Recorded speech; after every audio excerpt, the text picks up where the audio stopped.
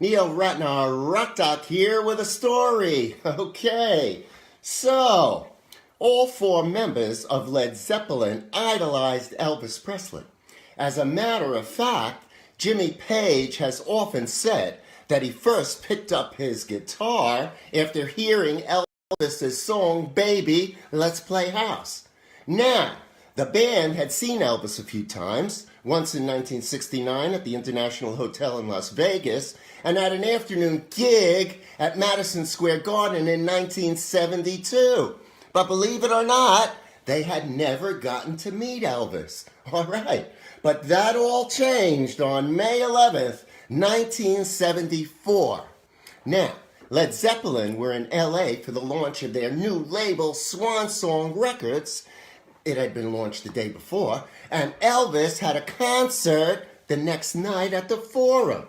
Now, Jerry Weintraub, who was the promoter for both bands, arranged for tickets, and Jimmy Page, Robert Plant, and John Bonham went to the show with their manager, Peter Grant.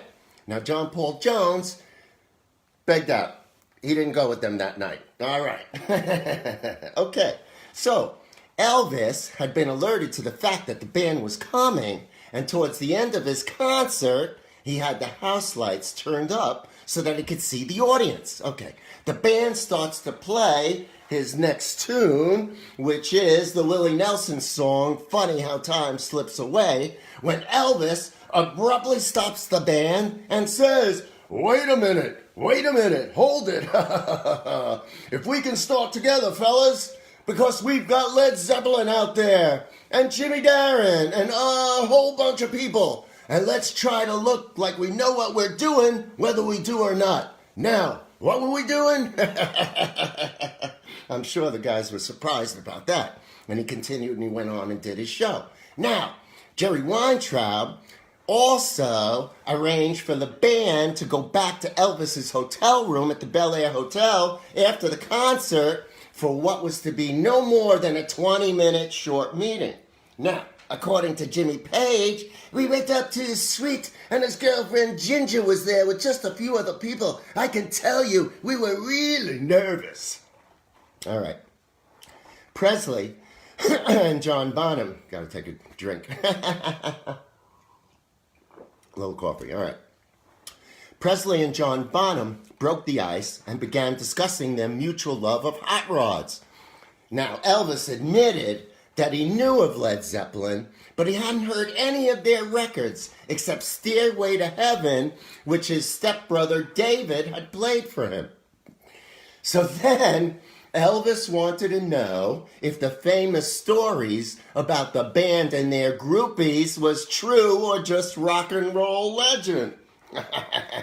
So Robert Plant answered him innocently, and he denied the rumors, and he told Elvis, of course not. We're family men. I get the most pleasure out of walking the hotel corridors singing your songs. Now, I'm sure it was said tongue-in-cheek with typical English humor, and I'm sure Elvis got the joke. Okay, now, towards the end of the evening, Page joked that the band never sound-checked, but if they did, it was all Elvis's songs. Presley thought that was very funny and asked Plant which of his songs they sang. Plant told him he liked the moody ones, like the Elvis song Love Me. And in his best Elvis Presley impression, he sang a line from the song in front of Elvis. All right, so now Elvis got very, very quiet, and he eyed the two carefully. And, they didn't know what was going on, and Plant got a little bit nervous, but then Elvis burst out laughing. So by all accounts, the evening went very well. As the band was leaving, something very funny happened. According to Robert Plant, so when we were leaving, after a most illuminating and funny 90 minutes with the guy, I was walking down the corridor. He swung around the doorframe, looking quite pleased with himself, and started singing that song, Love Me. I turned around and did Elvis right back at him. We stood there singing to each other. All right. Since the only Led Zeppelin song Elvis knew was Stairway to Heaven, let's listen to a little Stairway to Heaven while I tell you the next part of the story.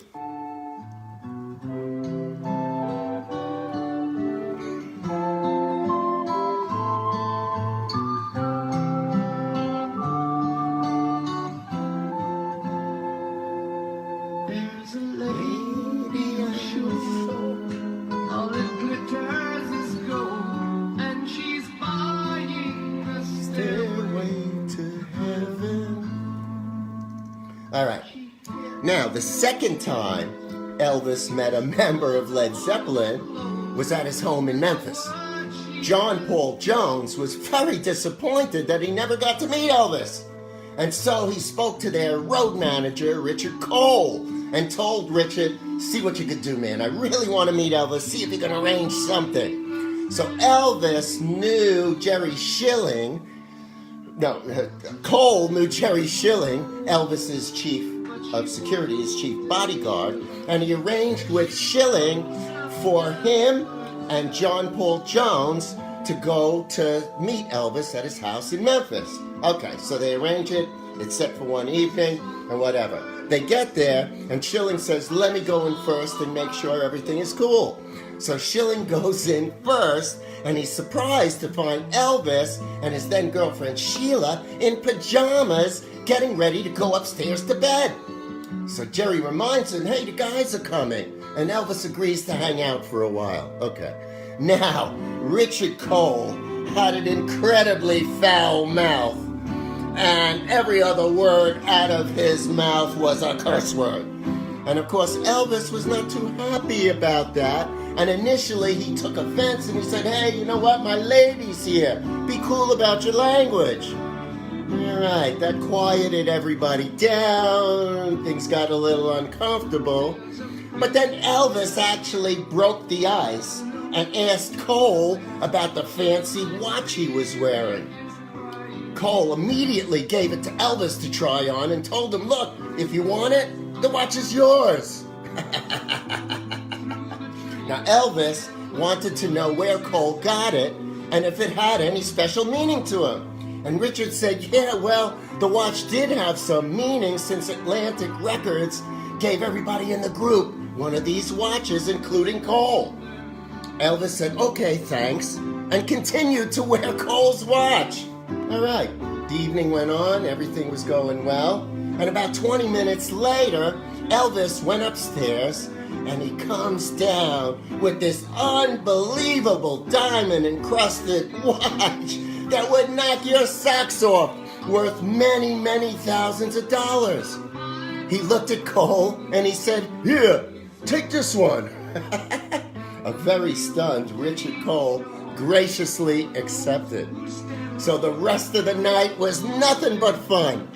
Elvis really liked the quieter John Paul Jones, and later in the evening, he excused himself, went upstairs again, and this time he returned with an equally impressive watch for Jonesy. All right, now the evening ended on a very funny note. Elvis said he wanted to make another exchange.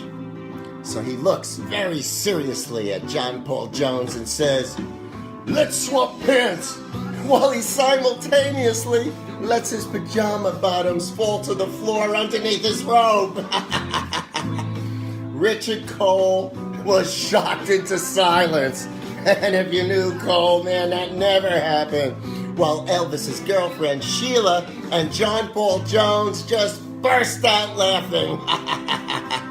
Needless to say, nobody accepted Elvis's offer, but it was a great way to end the evening, and Schilling later told Cole, we haven't seen the boss have such a good time in years.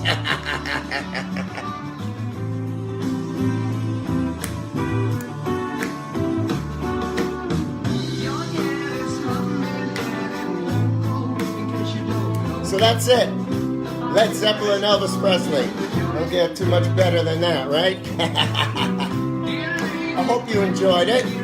Neil Ratner Rock Doc. Have a great rest of the weekend. And I'll see you all real soon.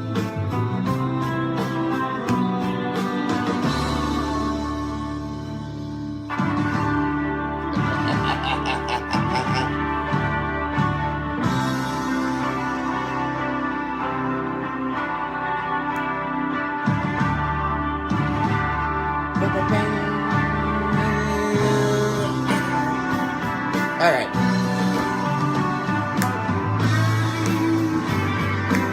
Yeah, Jimmy. All right, that's it. Neil Ratner, Rock Talk. See you soon. Bye.